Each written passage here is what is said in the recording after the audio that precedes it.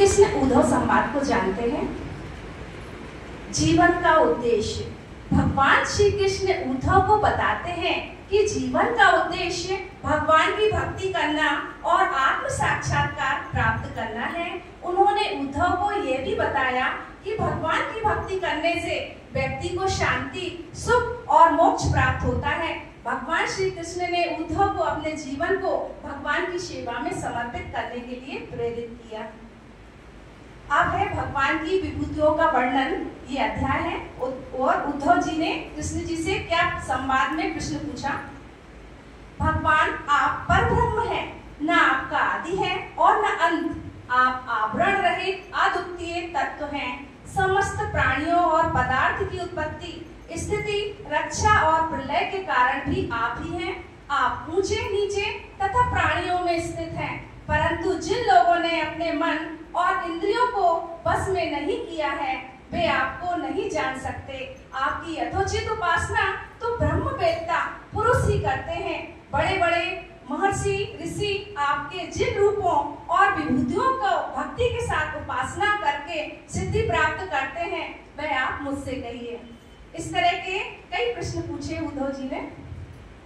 भगवान श्री कृष्ण ने कहा, मैं ही समस्त प्राणियों और पदार्थ की उत्पत्ति, स्थिति, रक्षा और प्रलय का कारण हूँ। मैं ऊंचे नीचे तथा प्राणियों में स्थित हूँ, लेकिन जिन लोगों ने अपने मन और इंद्रियों को बस में नहीं किया है वह मुझे नहीं जान सकते।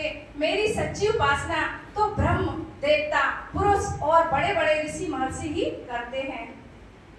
श्री कृष्ण उद्धव संवाद की अब हम जानते हैं कि वर्तमान शिक्षा में क्या उपाय देता है।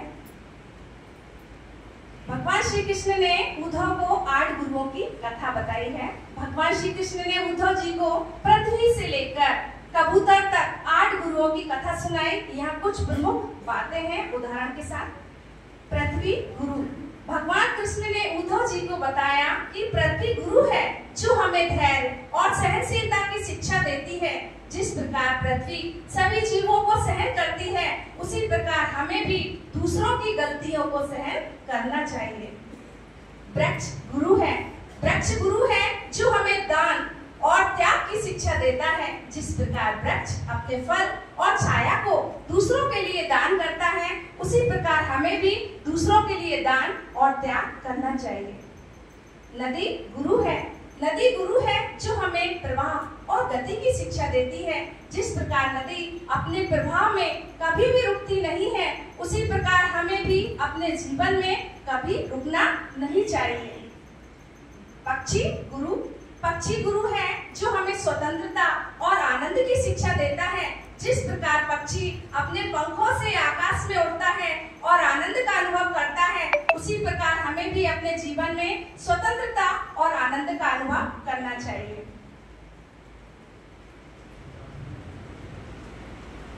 अग्नि गुरु।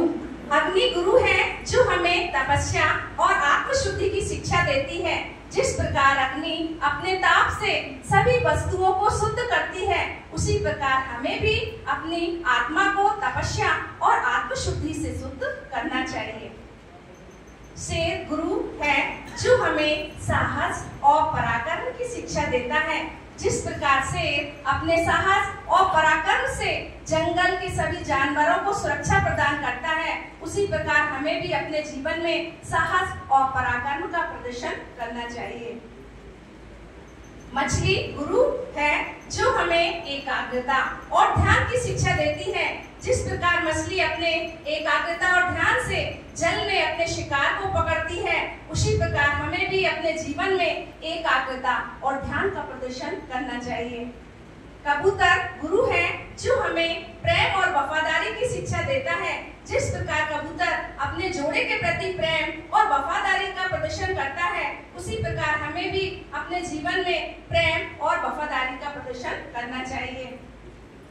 अहंकार का त्याग। श्रीमद् भागवत महा 11 स्कंध में वर्णित श्री कृष्ण उद्धव संवाद का विश्लेषणात्मक अध्ययन एवं वर्तमान समय में उसकी उपाय देता। श्रीमद् भागवत महापुराण, जैसा कि सभी जानते हैं कि श्रीमद् भागवत महापुराण हम हमारे हिंदू धर्म का एक प्रसिद्ध ग्रंथ है। श्रीमद् भागवत महापुराण के बारे में थोड़ा सा जानते हैं।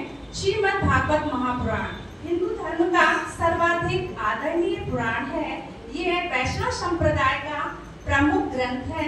इस ग्रंथ में वेदों, उपनिषदों तथा दर्शन शास्त्र के गुण एवं रहस्यमय विषयों को अत्यंत सरलता के साथ निरूपित किया गया है। इसे भारतीय धर्म और संस्कृति का विश्वकोश कहना अधिक समीचीन होगा। श्रीमद् भागवत महापुराण एक ऐसा ग्रंथ है जो भगवान कृष्ण की महिमा और उनके अवतारों का वर्णन करता है। इसमें भक्ति और प्रेम की महत्ता को बताया गया है। यह ग्रंथ आध्यात्मिक ज्ञान और नैतिकता का एक महत्वपूर्ण स्रोत है। इसके श्लोकों में भगवान की महिमा और उनके गुणों का वर्णन किया गया है। श्रीमद् भागवत महापुराण का पाठ करने से मनुष्य को आध्यात्मिक शांति और ज्ञान प्राप्त होता है। अब श्रीमद् भागवत महापुराण के बारे में जानकारी थोड़ी सी और जानते हैं कि श्रीमद् भागवत महापुराण में कुल 12 स्कंद हैं, जिनमें भगवान कृष्ण की महिमा, भक्ति और प्रेम, आध्यात्मिक ज्ञान, नैतिकता, आचरण और पौराणिक कथाएं शामिल हैं। श्रीमद् भागवत महापुराण में 335 अध्याय हैं। श्रीमद् भागवत महापुराण में 18,000 श्लोक हैं। और जो मेरे विषय का टॉपिक है वो है एकादश स्कंद से लिया हुआ है। एकादश स्कंद में भगवान कृष्ण के उपदेश और उनके शिष्यों की कथा का वर्णन है। साथ में इसमें कृष्ण के उपदेश की कथा भी शामिल है। भगवान श्री कृष्ण और उद्धव संवाद का इसमें वर्णन है। उद्धव को शिक्षा। भगवान श्री कृष्ण ने उद्धव को ये शिक्षा तब दी जब उन्हें ये ज्ञात हो गया था कि यदुवंश का आपसी कलह के कारण नाश होने वाला है और उनका पृथ्वी पर रहने का उद्देश्य भी अब पूर्ण हो चुका है। उन्होंने उद्धव को बताया कि अब वे अपने धाम वैकुंठ वापस जाने की इच्छा रखते हैं और पृथ्वी पर कलयुग का प्रभाव बढ़ने वाला है, जहां लोगों में अधार्मिकता बढ़ जाएगी। आपसी संबंध। भगवान श्री कृष्ण और उद्धव का बहुत ही गहरा संबंध था। बचपन से ही भगवान श्री कृष्ण और उद्धव के बीच बहुत ही घनिष्ठ और प्रेमपूर्ण संबंध था। उन्हें इस प्रकार वर्णित को पूरा करने और अपने लक्ष्यों को प्राप्त करने के लिए प्रेरित करके उन्हें आत्मनिर्भर बनाया जा सकता है। निर्णय लेने की क्षमता। उन्हें सही निर्णय लेने और अपने जीवन के महत्वपूर्ण निर्णय लेने के लिए तैयार रहने के लिए प्रेरित किया जा सकता है। आत्मविश्वास और आत्मसम्मान। उन्हें अपनी क्षमताओं पर विश्वास करने और आत्मसम्मान विकसित करने के लिए प्रेरित किया जा सकता है। सांस्कृतिक धरोहर का संरक्षण। श्रीमद् भागवत में भारतीय संस्कृति और परंपराओं के महत्व को बताया गया है। ये ग्रंथ हमारी सांस्कृतिक धरोहर को संरक्षित करने और अगली पीढ़ी तक पहुंचाने में मदद करता है।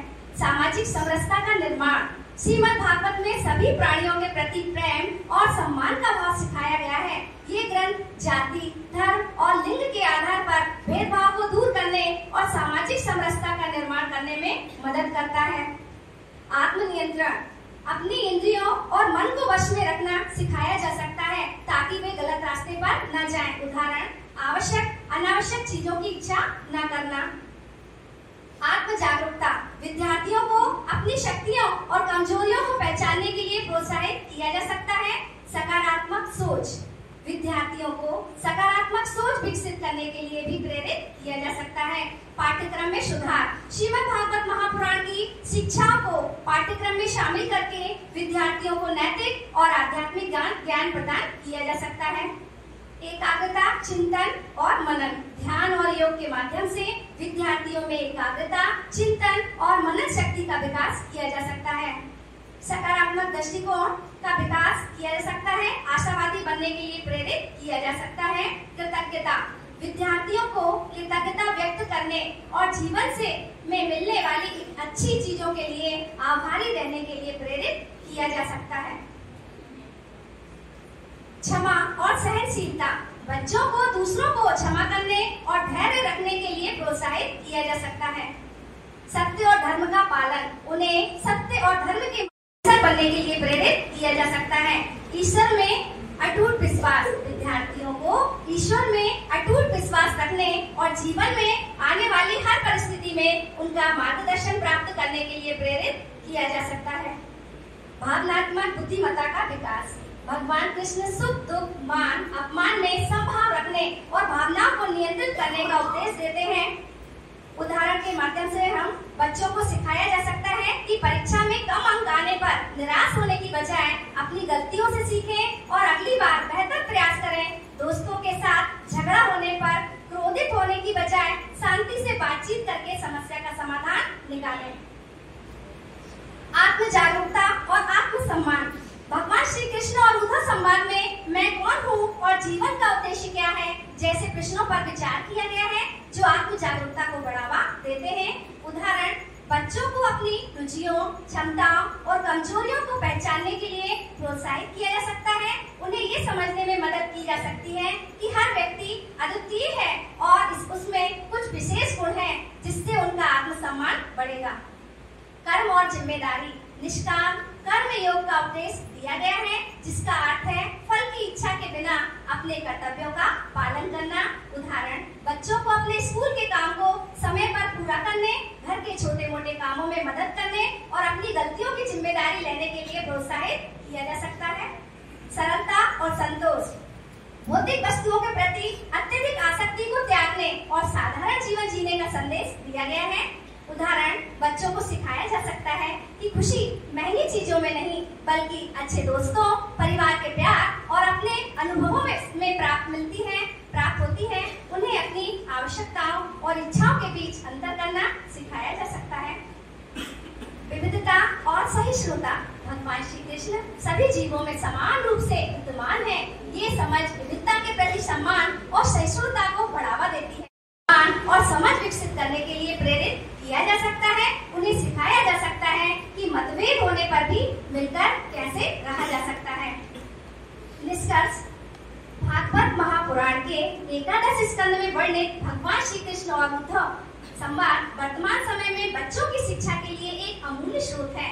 इसकी शिक्षाएं बच्चों को न केवल नैतिक और भावनात्मक रूप से मजबूत बना सकती हैं, बल्कि उन्हें एक उद्देश्यपूर्ण और संतुलित जीवन जीने के लिए भी प्रेरित कर सकती हैं। कहानियों, उदाहरणों और व्यवहारिक गतिविधियों के माध्यम से इस ज्ञान को बच्चों तक पहुंचाना उनके सर्वांगीण विकास में महत्वपूर्ण योगदान दे सकता है। ये प्राचीन ज्ञान आधुनिक चुनौतियों का सामना करने और एक बेहतर भविष्य का निर्माण करने में बच्चों का मार्गदर्शन कर सकता है। धन्यवाद।